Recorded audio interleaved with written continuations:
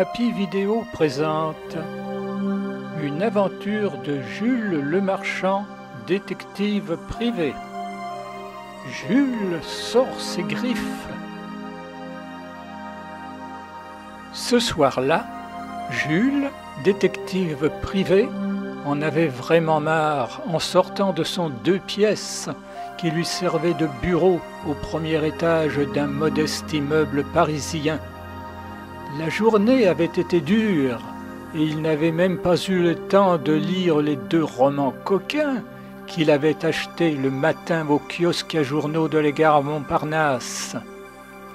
Les quelques éventuels clients qui s'étaient pointés dans la journée lui avaient fait perdre son temps en bavardages inutiles. Seule une timide grand-mère avec un renard défraîchi autour du cou et le visage recouvert d'une voilette trouée, accrochée à son chapeau gondolé, lui avait demandé en pleurnichant de retrouver son petit chat disparu depuis 3 jours. Ce n'est pas avec ces quelques bifetons que je vais pouvoir régler mes factures, ni mon ardoise au bar du coin, se dit Jules en enfilant son vieux pardessus élimé. Tout en ruminant de sombres pensées, il sortit de son immeuble en catimini pour éviter de croiser la cariâtre Bignole qui lui faisait la gueule et ne l'invitait plus à siroter une petite cerise à la liqueur dans sa loge depuis que le montant des étrennes qu'il avait pu lui refiler pour le jour de l'an était aussi mince que du papier à cigarette. Tout en ravalant son dépit, Jules traversa la rue encombrée de bagnoles et s'engouffra dans le métro.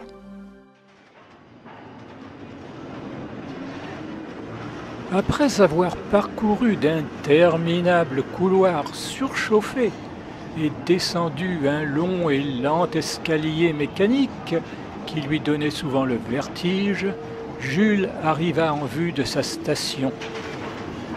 La crainte de voir la petite porte du poinçonneur se fermer devant lui à l'arrivée de la rame l'obligea à courir. C'est donc en transpirant à grosses gouttes que Jules sortit de sa poche un ticket crasseux et le tendit au Gugus qui, en se foutant pas mal de ce qui se passait autour de lui, le poinçonna machinalement. Tout en sueur, Jules s'effondra sur une banquette, pas trop près d'un clochard endormi et de sa bouteille de gros rouge à moitié vide. Quand l'habituel grondement en provenance du tunnel annonçant l'arrivée imminente du convoi se fit entendre, Jules déplia ses grandes guiboles et, en traînant des pieds, s'avança vers le bord du quai. Le courant d'air des wagons qui défilaient devant lui rafraîchit un instant son visage. Mais, dès que les portes s'ouvrirent, ce fut l'enfer.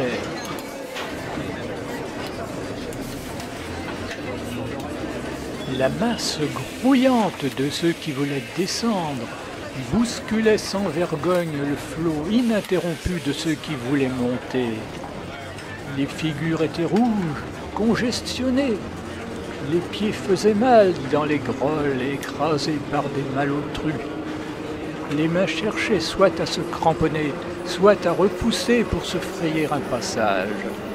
Jules, une fois accroché à la barre centrale de son wagon de seconde classe, regarda autour de lui. Comme il avait la chance de surmonter presque tous les voyageurs d'une tête, il repéra un coin un peu plus calme dans le fond, près de la porte de secours, et en jouant des coudes, s'y précipita. 3 ou 4 vieilles mémères qui étaient assises et occupées à tricoter d'affreux chandails en laine rose lui jetèrent un regard visqueux et se replongèrent dans leur ouvrage. Jules respira un peu plus calmement et se mit à rêver. Il y avait longtemps qu'il avait envie de quitter la capitale, son métro, son bruit, sa saleté. Mais où aller? Et comment gagner sa croûte ailleurs?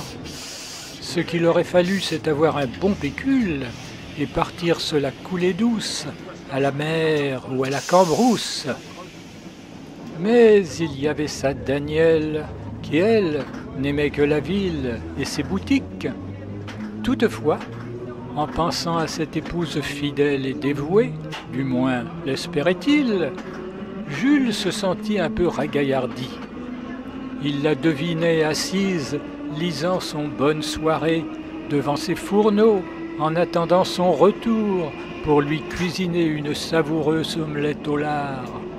Car l'omelette, avec de délicieux petits lardons, c'était sa spécialité, la seule d'ailleurs.